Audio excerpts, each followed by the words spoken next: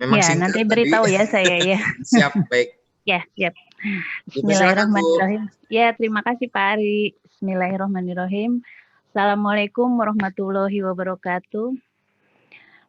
Alhamdulillah, saya sampaikan dulu salam kepada Bapak Rektor Profesor Hikmawanto, Bapak Dekan dari FMIPA, Pak Hernandi, FPIPA, dan Ketua HKI Jabar Banten, Bapak Dr. Muzakir, Bapak, Ibu dan Bapak narasumber. Narasumber yang satunya lagi adalah rekan saya dan Ibu narasumber dari Unjani, tentu buat moderator juga Pak Ari yang sudah memberikan kesempatan pada saya untuk mempresentasikan apa yang saya tahu tentang augmented reality. Juga tentu salam kepada semua para peserta yang hadir di sini. Perkenankan saya untuk menyampaikan poin-poin konseptual yang terkait dengan mengapa augmented reality ini penting dikembangkan dalam pembelajaran kimia. Ya.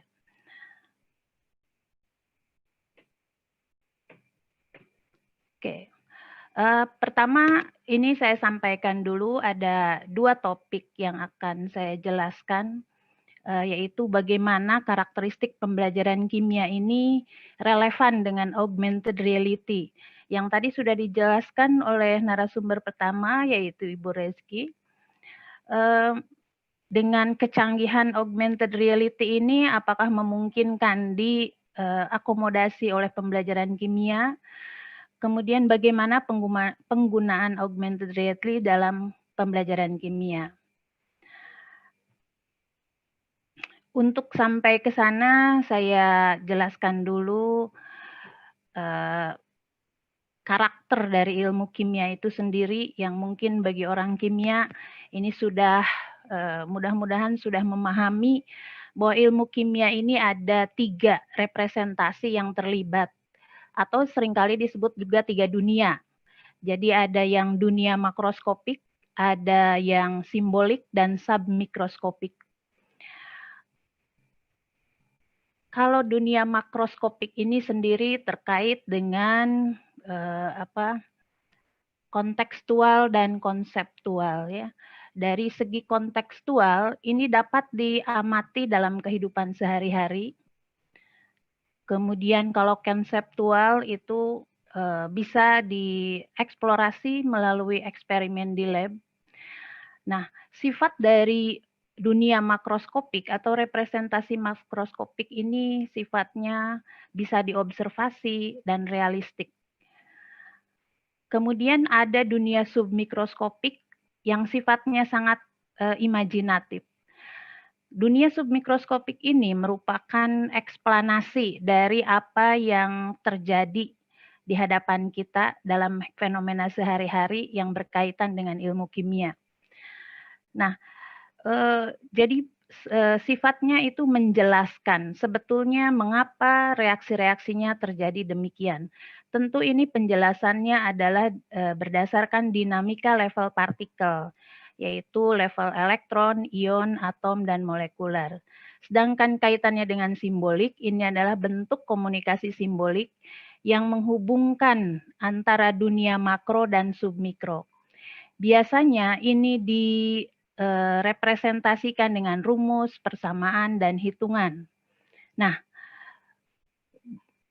kaitannya dengan AR nanti kita lihat bahwa antara simbolik dan submikroskopik ini memerlukan visualisasi karena sifatnya imajinatif, ya, tidak bisa dilihat dengan mata, sehingga siswa itu harus membayangkan sebetulnya level partikel itu seperti apa. Kalau hanya kata-kata saja, mereka akan sulit. Nah, karena konten kimia yang berada dalam 3 level representasi itu, maka muncul permasalahan-permasalahan dalam pembelajaran yang bagi siswa itu menjadi menganggap bahwa kimia itu tidak berkaitan dengan kehidupan sehari-hari, kemudian sehingga nanti mereka melihatnya kimia itu terpisah dalam konteks kehidupannya. Ini akibat dari pembelajaran kurang dikaitkan dengan konteks kehidupan. Sehingga dalam hal ini tidak dapat digunakan untuk memecahkan masalah. Jadi walaupun siswa itu belajar kimia dari sejak SMP mungkin ya sampai SMA, tapi seringkali begitu mereka keluar dari SMA, mereka tidak bisa menerapkannya atau menggunakannya konsep-konsep itu dalam kehidupannya. Oh, kenapa ini freeze ya? Ya, oke. Kemudian dianggap juga sebagai pelajaran yang sulit karena berkaitan dengan perhitungan yang rumit.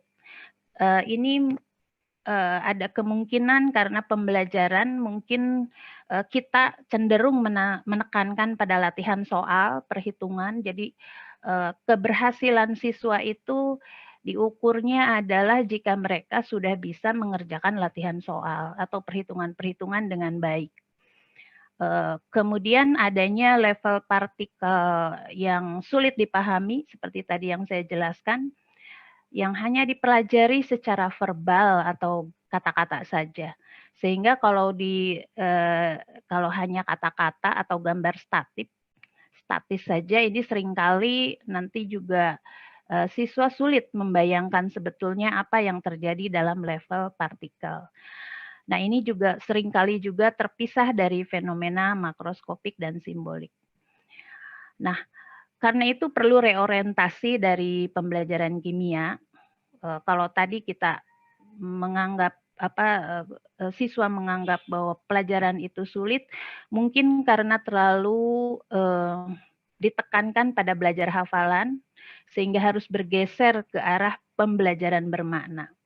Kalau belajar hafalan itu dia hanya mampu menjawab masalah-masalah rutin, sedangkan ciri dari siswa yang belajar bermakna itu dapat memecahkan masalah dalam konteks kehidupan atau yang lebih kompleks lagi.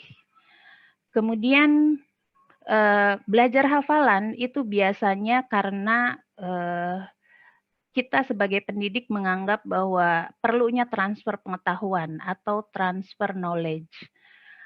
Kemudian ini harus digeser menjadi transfer keterampilan belajar atau disebut juga transfer of learning skill. Transfer of learning skill ini bisa difasilitasi melalui proses inquiry, yaitu kemampuan menemukan, keterampilan menemukan, menganalisis, memilih, menggunakan informasi yang relevan. Nah, caranya mungkin yang paling mudah adalah dengan memberikan pertanyaan atau tugas kinerja yang berorientasi keterampilan berpikir tingkat tinggi. Di satu sisi, transfer pengetahuan atau transfer of knowledge ini juga seringkali diberikan dalam satu bentuk penyajian atau kontennya terpisah-pisah. Jadi bisa saja representasi makro dipelajari tanpa dikaitkan dengan submikro atau langsung kepada hanya menekankan representasi simbolik. Dan hanya difasilitasi dengan verbal atau tulisan atau hanya gambar statis. Karena itu transfer keterampilan belajar itu memerlukan ragam bentuk penyajian dengan konten yang terpadu. Nah, ini yang disebut dengan multiple representation. Ini tujuannya tidak lain adalah agar siswa itu mudah memahami konten dan menyenangkan bagi mereka untuk belajar kimia, serta mengatasi perbedaan gaya belajar. Sehingga ini jangan-jangan siswa tadi permasalahan-permasalahan yang muncul itu karena perbedaan gaya belajar, di mana bentuk penyajian dari konten kimia ini masih dalam bentuk penyajian konten yang terpisah. Ya. Nah, bentuk penyajian yang ragam bentuk penyajian konten kimia secara terpadu atau multiple representasi atau bisa disajikan dalam bentuk penggabungan mode verbal berupa tulisan, kata-kata, bisa suara, gestur atau icon. Kemudian mode visual 2 dimensi dan 3 dimensi. Ini berupa grafis, carta, diagram, ya, berupa animasi, video, multimedia, dan tools pemodelan yang seringkali digunakan yaitu seperti Camsketch, Avogadro, kemudian Gmol. Dan satu lagi yang menjanjikan adalah augmented reality.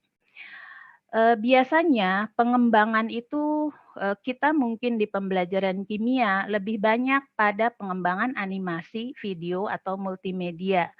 Saya dan rekan saya pada tahun 2016 itu mencoba membangun atau mengembangkan multiple representasi dalam bentuk baru, yaitu augmented reality. Nanti penjelasan lebih rinci akan dijelaskan oleh Pak Verly ya, bagaimana bentuk augmented reality yang telah kami susun ya.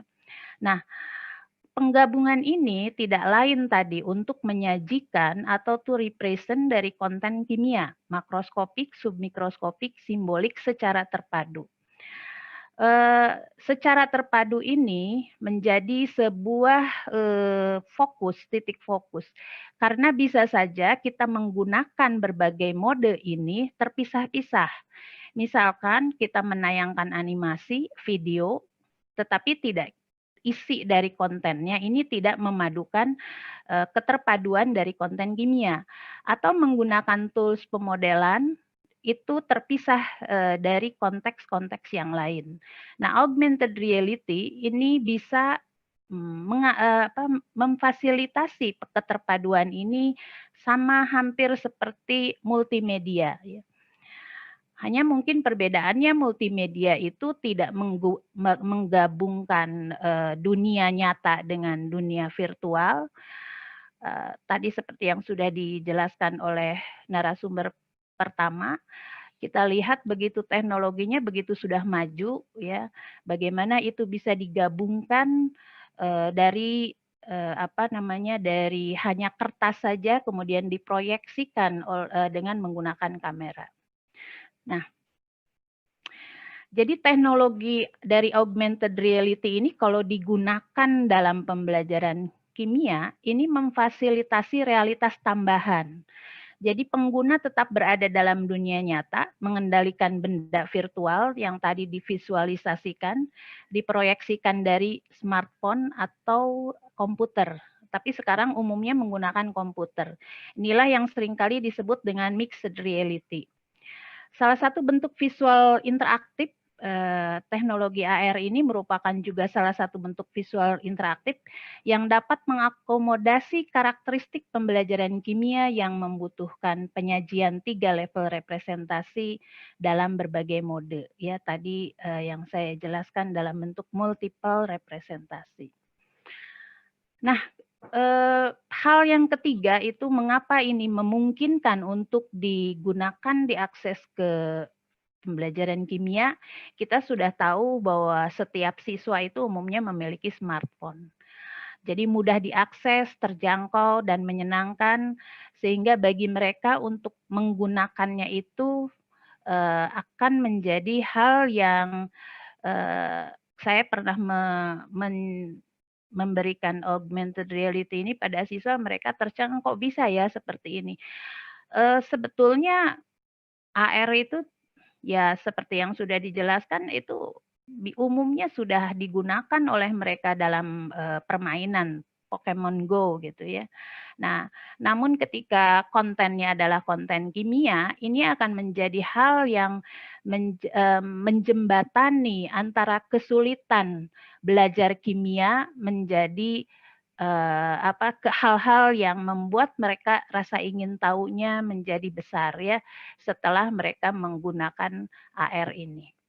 Nah, namun demikian kecanggihan AR ini juga akan menjadi tidak efektif digunakan dalam pembelajaran jika penggunaannya ini kita melepaskan begitu saja penggunaan AR tanpa menggunakan prinsip-prinsip pedagogi.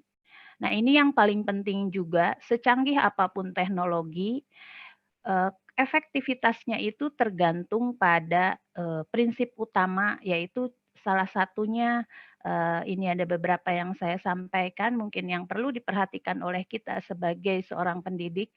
Langkah-langkah pembelajaran itu perlu mengadopsi strategi atau pendekatan pembelajaran interaktif yang berpusat pada aktivitas siswa.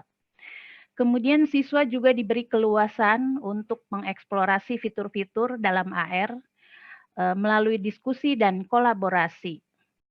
Kemudian bagaimana dia mengeksplorasi itu kita perlu berikan tugas kinerja atau pertanyaan-pertanyaan yang mengarahkan siswa untuk menemukan, menganalisis atau memilih informasi yang relevan. Jadi ini tugas kinerja ini bisa terpisah dari AR. Yang kami lakukan itu ada yang terpisah dari AR dengan memberikan lembar kerja atau diintegrasikan dalam AR. AR-nya dikemas di dalam satu packing, kemudian di sana ada tugas-tugas kinerja yang harus mereka kerjakan. Dan ini yang terpenting mungkin di masa pandemi COVID-19 ini, AR ini bisa diintegrasikan dengan lingkungan belajar berbasis web. Bisa kita gunakan Moodle, Kuiper School, atau bisa saja gunakan Instagram, Facebook, ya, YouTube, blog. Nah, ini sebagai sarana delivery kontennya dan sarana untuk tadi memberikan tugas-tugas kinerja. Karena pada saat pandemi COVID ini, apalagi nanti sampai bulan Desember, menurut konferensi persnya dari Kemendikbud ada kemungkinan sampai bulan Desember kita masih work from belajar dari rumah ya, siswa-siswa belum bisa diperkenankan untuk ke sekolah. Nah,